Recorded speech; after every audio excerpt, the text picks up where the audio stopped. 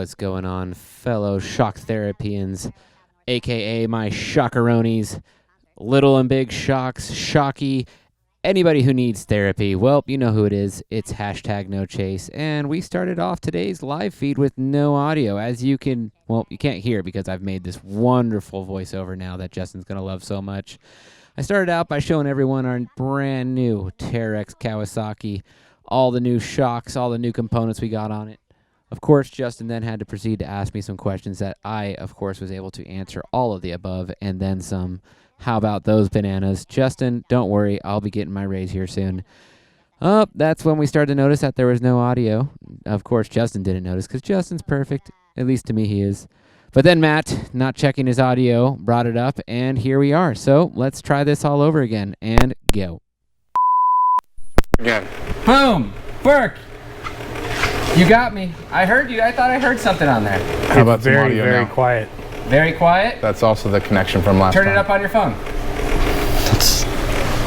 All the way loud. Yeah. Try now. Check, check, check. Test, test, test. Boom, boom, boom. Boom! There you go. Hey. You got me. Congratulations, Chase. So the trivia questions that you actually did pretty well. You can throw all those bonus points out the freaking window because no one heard anything. You have no clue how to do audio. And all you do is audio and visual. We have some people on here a little bit confused. So we have two different feeds here going. We have one on Instagram, which is going to be fine for everyone. You guys could definitely hear the audio. But our Facebook people, they're the ones having the audio problems. But we got it all fixed now. So Justin, talk to us about that Kawasaki a little bit that I was telling here. So back on the Cowie, all right? Why don't you flip around? Try not to look at the mess. We got construction going on in the background.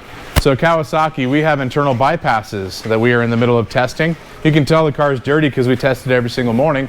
Internal bypasses are going to be available for the KRX and the new 4-seaters coming out this year, as well as a possible turbocharged version next year. But you didn't hear it here. I wasn't the one that told you. Do me a favor and don't send copies of this video to the Kawasaki executives. They're going to be pretty pissed off. So besides that, it's Tech Tuesday. Thanks for tuning in for our stuff. And I'm honestly running out of technical ideas to talk about. So about 10 minutes ago, we decided, hang on a second, we still have video. No audio on Facebook. No audio on Facebook? No, it's Video. no video either. No video? It's frozen. So all of you guys on Instagram, I'm sorry you have to wait for Chase to figure out what he's got going on. Here, But right now, there is no video on Facebook. So all right, we'll be back in 5. it's not like we don't spend the money to get this done right. I mean, can everybody agree with that? Yes. I mean, seriously, it's not like we're trying to get some 200 P. interning. 200 P. All right. Signal through the sky, audio to Instagram and Facebook. Let's try it again. Hashtag, I'm not even going to say it. Yeah. F you, Chase. Yeah, exactly. Suck a fat one, Chase. Yes. Hashtag That Chase too. is I can't even Fired. say it. You're gone. You're so. And we're discussing how this all went down a second ago, and we're like, you know, it's not like we don't spend the money to make all this video stuff happen correctly. We could have, like, I don't know, an intern from the ASU over here just doing it for free. I bet you would probably work out better. Most likely. All right, so we'll just skip to the end. The end is Tech Tuesday, and we're going to talk about Can-Am rear hubs and some of the upgrades that we offer to try and fix some of the issues that are prevalent in the factory hub, namely a TLS kit. TLS kit stands for Toe Link Support. What's Toe Link? Toe Link is the third radius rod in the back of a Can-Am. It's the center radius rod, and it controls toe, or at least toe set, in the back hub. As that suspension travels down, it could toe in, toe out. That control of toe is the center toe link's job, to hold it straight. One of the reasons why a Can-Am works a lot better in the rough, in the back, more stable than some of the other manufacturers is because they don't have 4 inches of toe change throughout. They have about 1.5 inches, and that's because of a third link on that car. Well, the problem is that that third link or toe link, it becomes loose where it bolts to the hub very easily, especially if you start running heavier wheel and tire packages. If you beat on the car harder, obviously that's going to accentuate the problem. Heavier wheel and tire accentuates the problem. But what is the problem? Take a look at this hub. This is a toe link, factory toe link, bolted to a rear hub on a Can-Am. And we're looking at this funny. The front of the car would be facing the ground right here, and you'd have an upper and a lower radius rod going off to the chassis, and this is the toe link in the middle. This location, factory, tends to loosen up. And when I say loosen up, it loosens up side to side. The reason it loosens up is that we've got metal parts or steel parts directly bolted to aluminum hubs, and you can easily crush the aluminum slightly. When you crush the aluminum, say 5 or 10 thousandths of an inch, the bolt loses tension and the bolt gets loose and it starts to wobble side to side. And the more that it loosens up and the more that it wobbles, the more the hole in this hub is oblonged. Is that a word? Oblong. Oblong. Mitch, can you throw me the tools for that? Yes, sir. Boom. So I'm gonna fast forward to what this looks like after let's say 500 or 1,000 miles. This is probably 500 miles with 35-inch tires on one of these. I'm gonna go maybe this way. You can see it a little bit better, Chase. Or maybe 1,000 miles with 32s and maybe 1,500 miles with stock tires. Just depends on where you drive and how you beat on the car, but this is what exactly happens. So let me take this out and you'll see that this hole is quite oval. When this gets worse, eventually it just shears the bolt off, and now this hub can just flop inside the arm. It has no toe control, and you're kind of stuck for your trip. It's very hard to drive the thing back or limp it back like that. A lot of guys will try and get this tied back together with baling wire and duct tape and make it back. Or steal a bolt off somewhere else on the car. A popular bolt to steal would be the sway bar link, is also 12 millimeter, and guys will throw those in the back of this. Still worn out, but they'll make it back. And so we've seen that a ton. Mitch, can you hold that one up? Yeah, Jesse Nelson real quick said, "I'm Exhibit and I'm here to pimp your ride." All right, hardware's flying. Let me show you what they actually have in this factory system. Jimco Plating and Jason M. Kirby, we will be going live with you at the end. Just hold on. Yeah, chill for just a second. We'll get to you. So these are the two washers / steel spacers that come factory. The idea is that this little washer right here is kind of keeping you from crushing into the aluminum and causing that loose condition. It doesn't work. It works a little bit, but it doesn't work much. So this is a common hub that we see at the shop with a worn out and definitely starting to oblong hole. So what's the fix? Well, there are some things called double shear kits.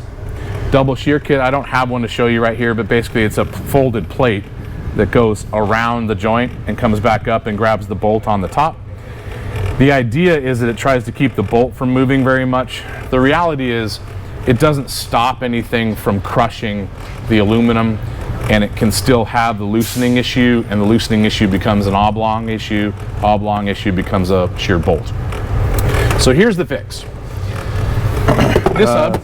Good point here too, Justin. John Tomila, the threads beat up that aluminum as well. They do. So great point, man, because if you look at this factory bolt, by the time that goes through, there's actually a ton of thread sticking out of that, and it sits directly on the aluminum. It's like an aluminum cheese grater. Thanks for that, peanut gallery / no chase. Thank you very much.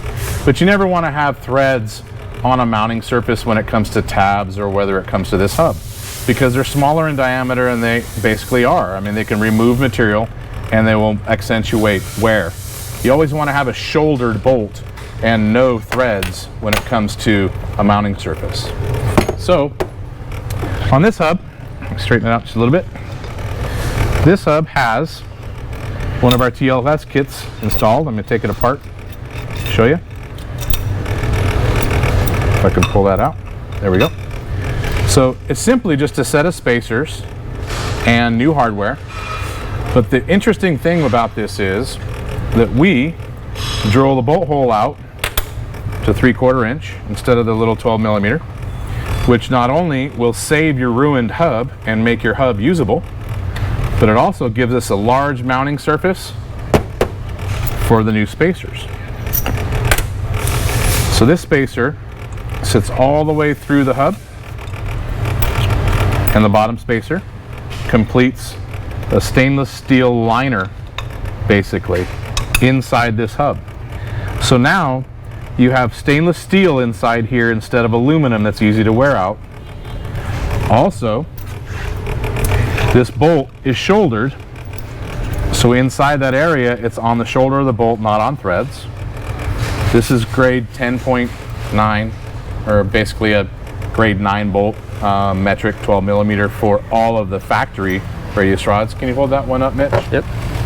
Cool. Actually, that one's, somebody sanded that one. Is that other spacer end, is that still factory? They're both sanded. They're both sanded. All right. Well, I'll put it on anyway. With this installed, I'm going to throw the hardware on it really quick. Try not to waste your time by having it to tighten everything. And get that other wrench from you. Thank you. Same. Should be 19, yeah. Let's just tighten that up.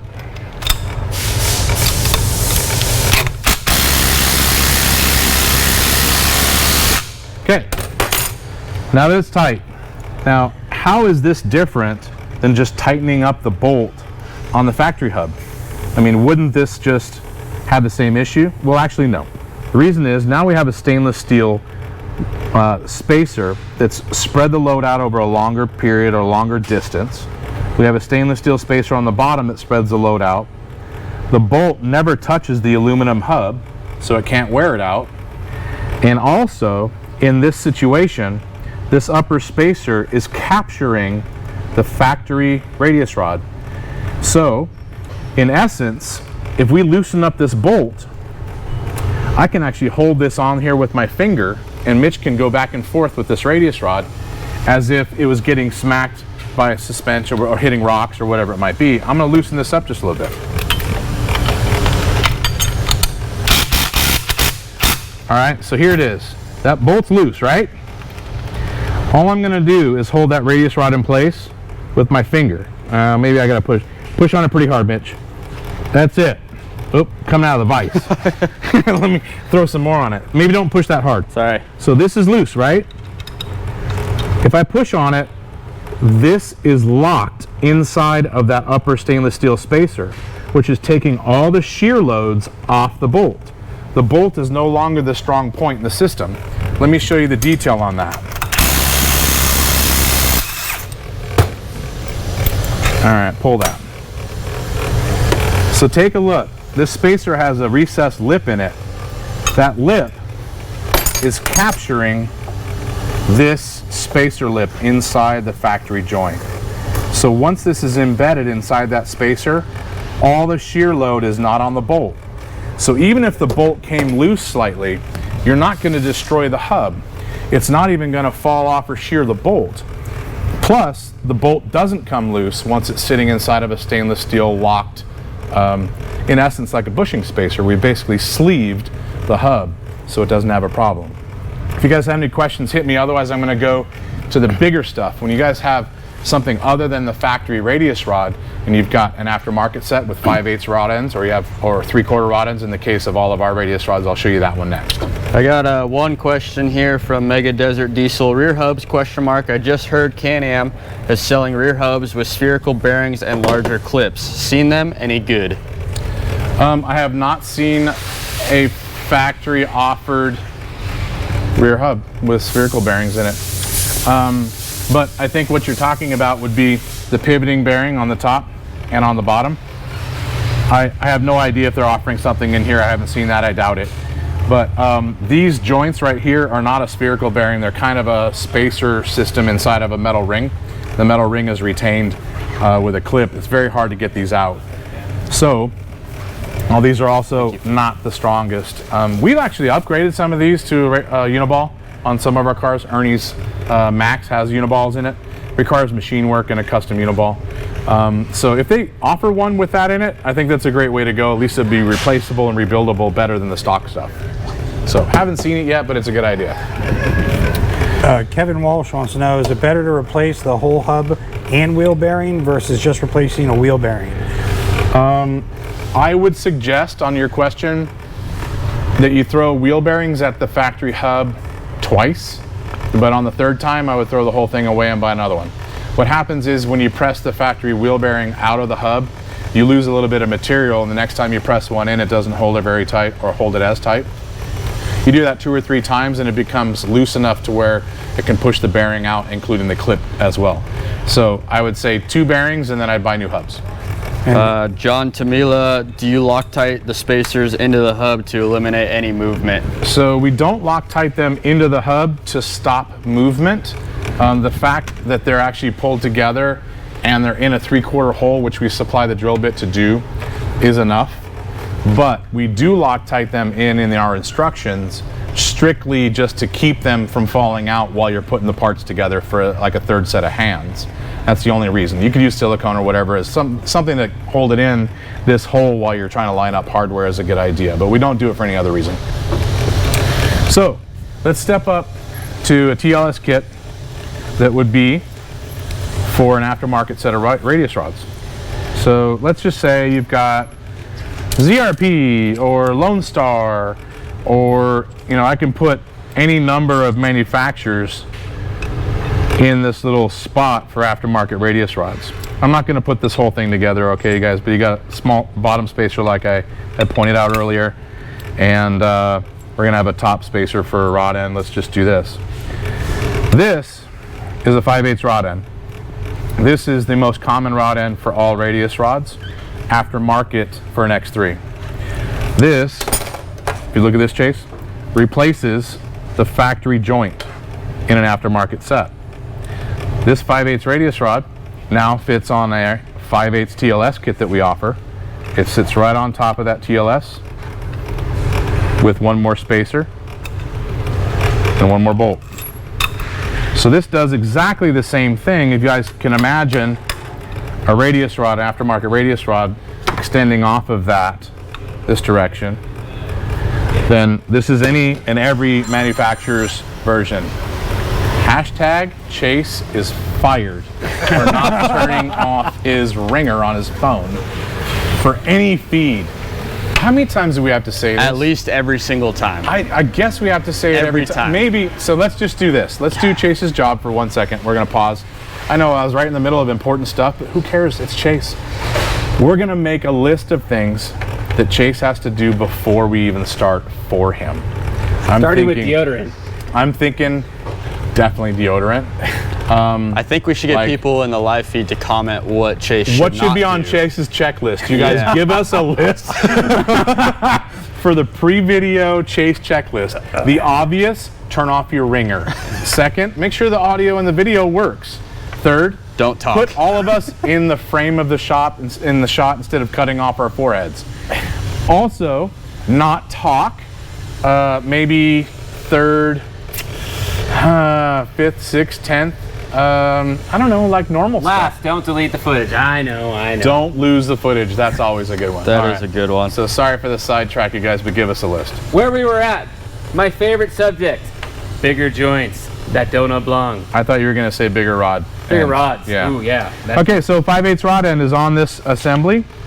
I want to point out something. This bolt is not tight, right? This is loose. All I'm going to say, I'm going to pull that out. This rod end is captured by that spacer. So I'm going to hold it with one thumb. Mitch, come over here and pull on this thing. I'm just going to hold it on there. It's not going to wear out the hub because it's locked in place. Okay, cool. It's locked in place by the spacer. It's taken all the shear load off of the bolt, which is the factory problem. That's 5/8. Let's go to the big boy stuff. When I say big boy stuff, I mean our stuff, not Chase's stuff, our stuff. But I didn't know we made tricycle parts. yeah, or what's your favorite bike right now you want as a monkey? Yeah, monkey. Honda Yeah, monkey. Honda Monkey. So here's a spacer for a 3/4 inch rod end. Mitch, can you hold the other end of that? Yes, sir. This is one of our radius rods with a 3/4 rod end on it, compared to to a 5/8, which is basically industry standard. So huge radius rod, rod end. Again, this is locked in place. So I'm gonna take the bolt out. We're not even gonna tighten it. I'm just gonna hold it with my finger. There you go. Mitch is leaning on that sucker. We have no shear load on a bolt. Okay. Doesn't move. Thanks, man. Appreciate it. Oh yeah. The reason it doesn't move is because I just ate too many Butterfingers, right? Yep. And dropped that spacer. But because the spacer is capturing right here. Thank you very much. Let me do your job. Because the spacer is capturing the rod end and keeping the load off of the bolt. All right. That. Wait one more second. Thank you. Up here now. Thank you, Chase. Right here. Yep. That's me and you. Okay. That is how a TLS kit works. It takes all the load off the bolt. It basically places all of the loads into a stainless steel lined hub instead of on a bolt that will loosen up, ruin the hub, and break the hardware. Why am I going through all this, you guys? Because we get questions about it all the time. Why should I should do the other double shear bracket? Well, that double shear bracket, if you loosen the bolt up on a captured bracket, it will definitely shear the bolt. It's not double shear, it's just supporting it and keeping it from touching the aluminum directly. That's kind of it for my little spiel. How about Matt? What do you got, man? You got something good? People were just pretty much screw Chase. We didn't touch bases on one thing. Bases or base? Base, whatever, Justin, blah, Okay. blah, blah. Price point, why is this kit so awesome? Well, besides the fact that it's engineered really well and it works amazing, it's only $100. Now let's say if you had to replace one of these hubs, how much is one of these fancy hubs? About $300 per hub, sir, And up, plus the bearing, plus the labor. So you're looking at $600 to $900 to deal with 2 hubs on the back of your Can-Am if you've had this problem, or you can spend $100 and you can preventatively do the fix in advance and not have the problem. You won't be the guy with a broken car in your group of 10 people on a good long day run and they all have to stop their run because of you. I'll tell you this, we have a ton of dealerships that sell these cars, that sell Can-Ams, and they buy our kits 20, 30 at a time, and they pre-do all of their brand new cars before you even see them. Now, I would take a look at the back. You might see some cool spacers on it, and if you do, you know that dealer is taking care of you by doing this in advance. So TLS Kit, tow link support, fixes hub breakage, and also hardware shearing off. What you got, Matt? Mark William wants to know, will you need to upgrade the hub if you upgrade the TLS kit? No. So the factory hub is what we're improving. You're just going to drill out the hole, and we supply the unibit for that.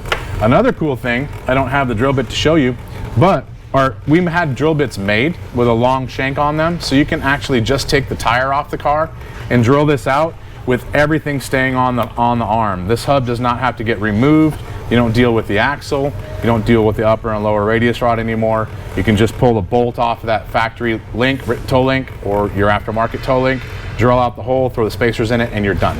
It literally is an hour or less. How about somebody who buys a factory tow link support kit and then upgrades to a 5/8 or 3/4? What do they have to do? Just buy spacers? Is that correct? Actually, really good question. We are offering the spacer separate, aren't we? Yep. So, are you sure about that? I don't want to say it if we're not.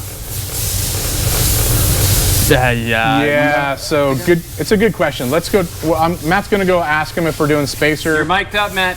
Upgrades. Yeah. So since Matt's running off into the office, we don't want him talking about Chase too much. It'll actually hurt Chase's his ego. I believe you have to buy the correct kit for whatever rod end that you are buying, or radius rod that you are buying. But the hole does work. It's just a different spacer for each. If they go Correct. I just one. didn't know if we're offering a kit, like say for instance, it doesn't have the drill bit because you don't have to drill it again. Right. And has maybe less. It does have a hardware change, and it's going to have a spacer change too. So you pretty much have to buy a kit, Mitch, I think. I'm pretty sure that's how it is. But So before Matt gets back, I won't tell you about that. We'll find out. Someone signed on. All right, we got a live one here. So while we're waiting for Matt with his answer, we got Genco Plating. Where are you at, man? What are you driving, and what's your question? whole kit. We're in California. I see you guys online. My friends told me to give you guys a call because they said you guys guys were looking for anodizers or something a while back, and they use your guys' products, and I've anodized some of their stuff that they had last in the sand, and they were rolling through the desert and stuff like that. And you guys make a good quality product, and I was just saying, if you guys did find that an anodizer, are you guys still using the same one? Thank you for signing in. I need anodizers. Piles and piles of anodizers. As a matter of fact, we were looking at buying an anodizing company just to get away from the pain that we've had to go through with all of our anodizing issues with multiple companies in Phoenix. Do me a favor, message us your information and everything, and I will get in contact with you and we can go through the process, okay? But I'm looking for a solid company that we can get quick turnaround and obviously the best plating that we could possibly get and the same quality every single time. So yes, we're looking for it. Send me your information, please. I'll call you back and I'll get you a shirt too if you send me what you want for a color and a size. Okay, thank you. We'll send you a shirt too. All right. I'm trying to use your platform to promote us. I just like your guys' product. I like your guys' quality stuff. Your guys' is really good quality. The anodizers. You guys aren't using no cheap quality. You guys use high quality stuff. So it made our product look better too. Our expectations are high. Just a heads up before we get involved in any business. Get ready. 80% is aerospace that we do. Perfect. Right up our alley. Yeah, so we keep it in tolerances of 3 to 4 temp thousandths on the buildup with the anodized. Badass, man. Thanks for checking in. I really appreciate it. Send me your information. I'm serious. We'll give you a call about it. All right, thank you, Justin. Made in the USA. Everyone buy your stuff. Right on, man. Thank you. Keep going. Have a good one. Keep going. Thank you. Bye. John Tamila, have you broken a hub due to the larger 3/4 hole? No, we've never broken a hub because of the hole. Absolutely not once. As a matter of fact, I'm going to go a little bit deeper with that. The only times we've ever had problems with our TLS kit has been 100% because of the installation, because maybe it was the wrong kit. Somebody ordered a stock radius rod kit and then they put an aftermarket 5/8 radius rod on that. That's not what it's made for. Obviously, I showed you the difference in the spacers. Or someone ordered a 3/4 and they have 5/8 or vice versa, and that still got bolted together and things became loose. There has never been one occasion from the thousands, literally thousands of these kits we've sold where it failed and it was the accurate kit installed right. Here's something I like to see. Reno 6.7. Damn, thanks for the fast ass shipping on the shock therapy spring kit. Hell yeah, brother. Right on, man. Let us know how you like it once you get them installed. Something else I'd like to see even more. Dune YXZ, trade your Can-Am on for a YXZ, problem solved. A giggity giggy. You just love poking Chase. He loves to talk about anybody with a YXZ comment. Thank you very much. Don't worry, we'll get one by the end of the year, people. Yeah. He's also wearing a purple shirt, all you YXZ guys. Hell yeah. He's got a rainbow one coming as well. Matt, Mitch, I got nothing else. A couple things for Chase to do here. what do you got? What do you got for Chase? Number 4, go home before the stream starts. No Chase. We got First on the checklist, send Chase home. We got another live one here. What's going on, brother? Where are you at? What's your question and what are you driving? Yeah, so I'm in Louisville, Kentucky. I pre-ordered a 21 X3 Max XRS RR, and I want to start ordering springs and radius rods and shock straps and everything. Will that be compatible? And I want to do shock therapy. Is that going to all be compatible with so if I buy the 20 parts, will it fit a 21? Yes, it is. So the 21, geometry-wise, chassis-wise, shock dimensions, all of those things are the same. So you can definitely order parts in advance for that, at least from the components that we make. So spring kits and straps and radius rods, like you had mentioned, all of those will fit. No issue with that. The only thing that I can't offer for you is an internal valving change or modification to the smart shocks. Can't do that until later, but if you haven't got a smart shock option, then we can do everything else. Okay, all right, great. I'll start ordering. Congratulations on your new car, bro. Awesome. Yeah. T-shirt, color and size. All right, will do. Thanks. People are giving you lots of love on here about your hat too, man. Stay Have a good one. Thanks, guys. What do you got, Mitch? Send it, Rob. X3 Max. Duct tape your mouth shut before going live. Wow. Yes. Actually, what might be more important is duct taping, like a literal duct tape diaper to Chase, so that he doesn't crap himself in the middle of the feed. It's happened. I'd start duct taping myself if you boys would get all turned on. Hold on a second. I'm going to grab this real quick. Hey, Chase. Yeah. Let's see how nervous you are. Arms up. Yeah. Sometimes. Someone. Hold on. Sometimes when I'm doing the live feeds, after the feed, I take my hands and You are so wrong. Yeah. There's so much wrong with what I you. do when I get nervous. He is extremely nervous, you guys. You could just see the sweat beads rolling off of his forehead, because I think he really does think he might get fired today. I mean, until now it's been sort of a joke, but sort of real. It's under pressure. Now it's kind of real. What do you got? Lance Sibley wants to know, he just bought the race rack with 5/8 clevis for a 2018 XP Turbo Dynamics. I need to find a company for the tie rods for stock hubs. Okay, so tie rod options for you are going to be Lone Star, Assault, Is that LMN or whatever? LMN. Man, there's so many. Yeah. Pretty much everybody who has a tie rod available that is using a 5/8 rod end on the inside will fit what you have. Sorry, we don't have an option for you. We are in the middle of making tie rods though, and in the next, say, 3 to 4 weeks, we'll have tie rods available for that, as well as every other vehicle made that's coming. Steve-O Knievel chases a pop culture king. I know. Yeah. What's another pop culture deal like Pulp Fiction, where Chase dies?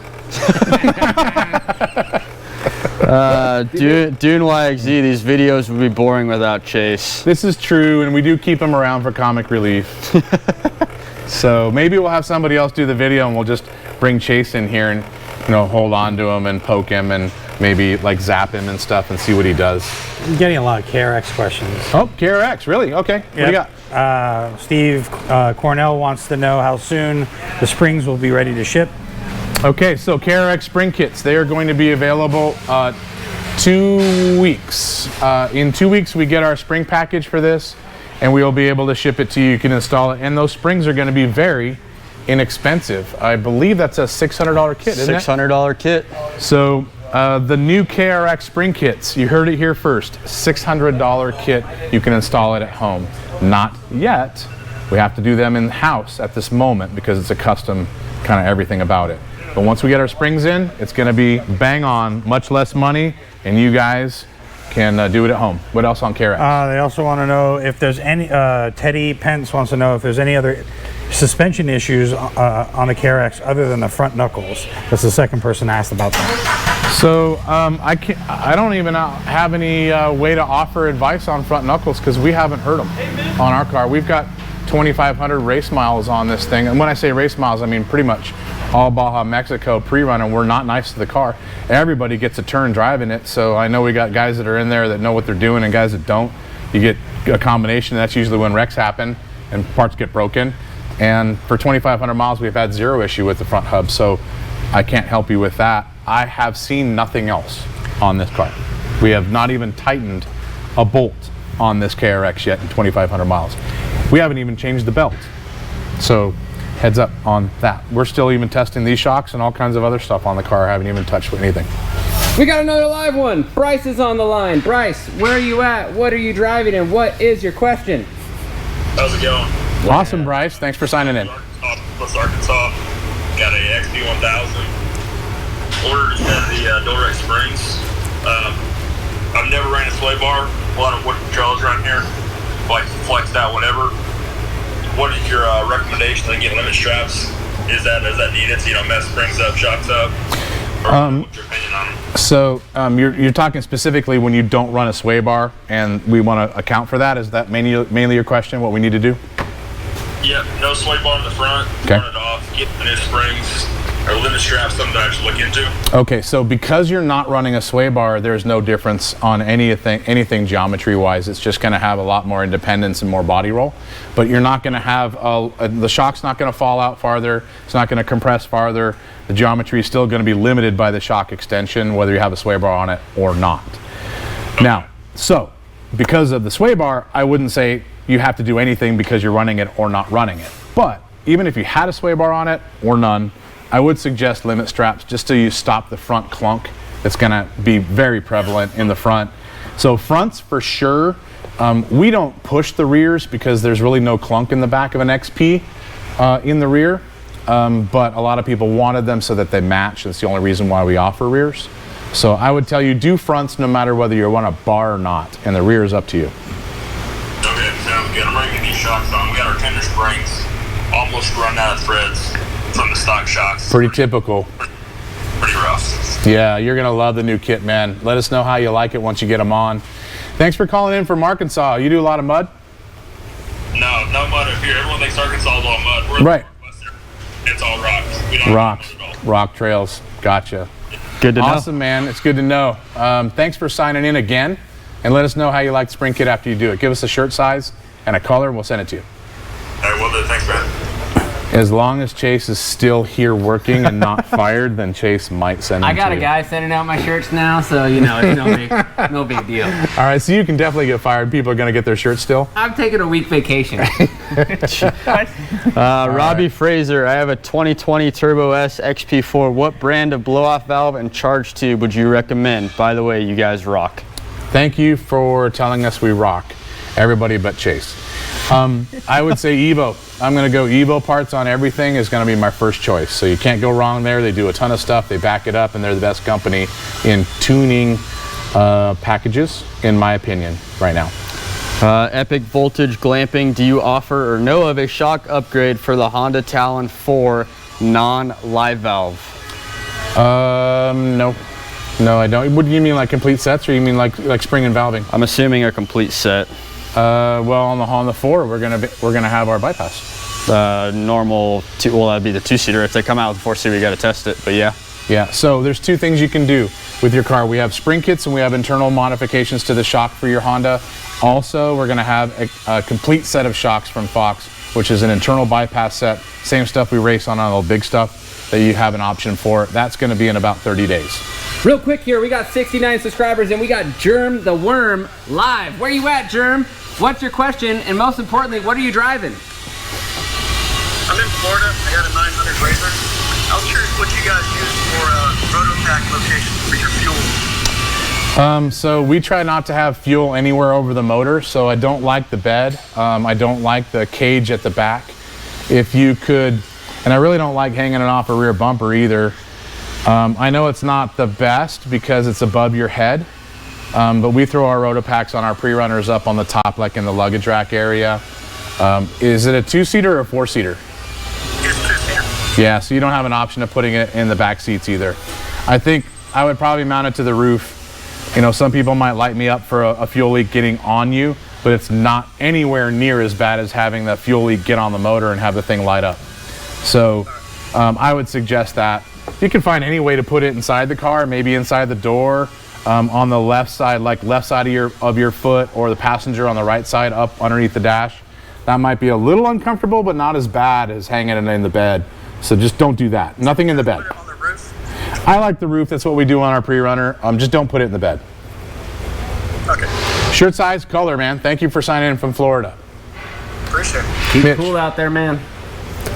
Jay Slagger, is the suspension geometry and ride quality on the KRX worth giving up the power of a turbo car for fast trail riding? No, it is not. No exceptions. You could answer that one. I love some horsepower. Yeah, I and agree. I also love a KRX from a suspension standpoint. I just wish the KRX had a turbo or a supercharger on it.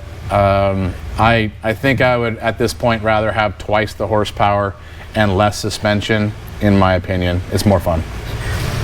But when the KRX gets horsepower, that's going to be the go-to. For I sure. agree. Matt. Jason Wallace wants to know, why don't you recommend 2.5-inch walkers as an upgrade to the front of a 2020 Razor Turbo 4-seater?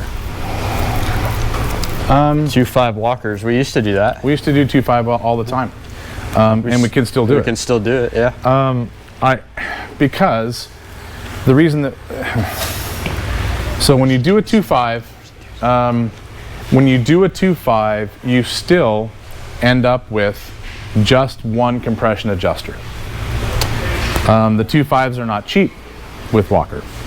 What are they, Mitch? Like They're like $1,800 bucks. $1,800 for a pair. Yeah. Okay, so if you're going to spend $1,800 on a set of 2.5-inch front Walkers, and you can't just sell your 2-inch fronts by themselves, typically that's kind of hard to do, you still don't have dual compression or rebound. If you instead did a complete shock upgrade, like say for instance Fox RC2s, you end up with high speed, low speed compression, rebound adjustment, in my opinion, better hard anodizing and plating for longevity and racing. You're going to spend $4,000. So it's twice as much as just buying a set of Walker fronts. The bonus though is you can sell your whole set of Walkers for $1,500 and recoup almost half the money. You end up with a better shock, in my opinion. So we don't push 2.5s because I don't think monetarily it's the smartest thing to do. There's better options and you can recover your money. Real quick here, before we wrap things up, Mitch, I want you to get your questions together for a rapid fire. Same thing with you, Matt. And Justin, why don't you kind of give us an overview of what we've learned today? So, if you guys can do 3 questions each, max, we'll go bang, bang, bang, get it out. Okay. What we talked about is TLS. TLS Kit is toe link support. It improves the factory rear hub on a Can-Am, stops the toe link bolt from loosening. It's a better and more solid solution than some of the double shear kits that are available because it takes all the load off the bolt and you have no issue. Plus, you can upgrade a hub that's been worn out with our TLS kit just by drilling it to 3/4 of an inch with a drill bit that we supply, and you have a brand new hub. It costs you less to deal with the whole thing and have no problems in the future. So that's TLS. That's today's tech. Now, questions. What do you got? Gil and Ray, what shocks are good for a 2015 Razor XP1000? XP1000. All right, so if you're not going to modify the stuff that you have on your car already, then Fox RC2s. It's going to be the least expensive, most adjustable system that you can buy. You can buy bypasses, but they're more money. You can do a Walker upgrade if that's what you have on there, but you're going to spend $1,800 to $2,000 on the Walkers. You can sell the Walkers and you can do RC2s for $4,000 and they're a little bit better. Matt. Ricardo Castaneda wants to know, do stock shocks differ from year to year? He's referencing the YXZ. Yes, stock shocks change year to year. Not always. They might be the same from year to year, but more than likely, like on a YXZ, each year, so they've got a shock upgrade on the newer models and internal mods. They will change valving, they will change pistons, and sometimes they change spring rate. It's rare, usually about 2-year cycles. Perez, are Trinity exhausts good? I like Trinity. They sponsored us in the past. They make great exhaust. I would tell you just to buy the exhaust system that you like the sound of the most. Most of them on UTVs aren't a 10 horsepower upgrade. They're like 1 horsepower upgrade. So buy what you like to listen to. Rick Coate wants to know, how do I get my ride height back in a KRX? Sagging a bit. Okay, so KRX springs are going to settle just like Polaris springs are known to. So if they're factory springs, you're going to chase that over and over. So lower the preload collar down, raises the car. As soon as you get an inch into it, you're past its longevity. It's going to get worse and worse and worse. Buy a spring kit, fix the problem. Spring kit's available in 2 weeks. Dakota Smith 7472, love the information you guys put out there. Just brought a Pro XP 2-seater. What should some upgrades I should do? XP Pro, man, I'm gonna go safety, so seats, belts, roll cage, maybe some mirrors. What else? I'd do first aid kit in that car. I'd buy tool kit. You gotta have a cooler full of your favorite beverage. Important. Yeah, very important. Got to keep the family and the wife happy. But once you've done all those safety things, then come and see us for spring kit and internals and make the thing ride amazing, which really will make the wife happy. All right, last question. Kevin Walsh. What type of job security does Chase have? He must. So a lot of people think he's got, video of me in compromising position or something because he hasn't been fired in 2 years. I have no idea how it hasn't happened. It's getting closer and closer every week and month to me being completely done and not kidding anymore and X-naying this 100%. Don't worry, we're taking him to King of the Hammers. He's I'm not working kidding. on my rollover footage. See, Just What? like that. Somehow he throws it in there and keeps his job. I don't know. I really don't know. It's kind of a total weird thing. A lot of people don't know this. We have the same birthday, so he can't fire me. And it's like, I don't know, it's like Bigfoot, Chupacabra, all these, you know, Loch Ness. It's just so, no one understands. They've never seen it, but it's something that happens. He just keeps his job. I hear from everyone I'm the small brown version of you, Justin. That's not even close. We couldn't be more opposites, you tard. Jesus. All right, take a look at that badass KRX as we sign off. Look at that, you guys. This is a customer's car, killer cage. Look at that tire mount. And 35s on a KRX. Chase goes right to the sticker, not the car. 35s on a KRX and with HCR, ARM, long travel kit. Pretty bitchin'. Thank you guys for signing in to our feed today. Tech Tuesday, going over TLS kits. If you have any questions about TLS kits, give us a call. 623-217-4959. If you want to buy TLS kit, go to our website, shocktherapist.com. We will see you Thursday for Throw It Out There Thursday.